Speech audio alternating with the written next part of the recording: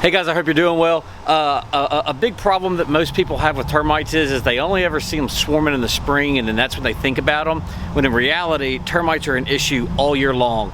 They cause billions of dollars of damage, and in the springtime they swarm and you can see them and you know you've got them.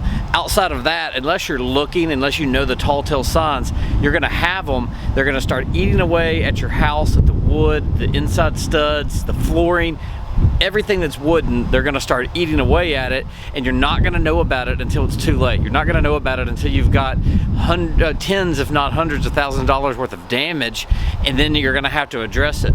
The problem with that is that termite prevention is considered part of routine maintenance. Therefore, it's not covered under your homeowner's insurance. You're going to get left on the hook with it. The best way to prevent this is going to be with the termite treatment. We prefer to go with the bait stations. The bait stations are placed around the perimeter of your house. The termites feed on it instead of your house, and then in turn they carry the bait back to the colony, which is where they actually live.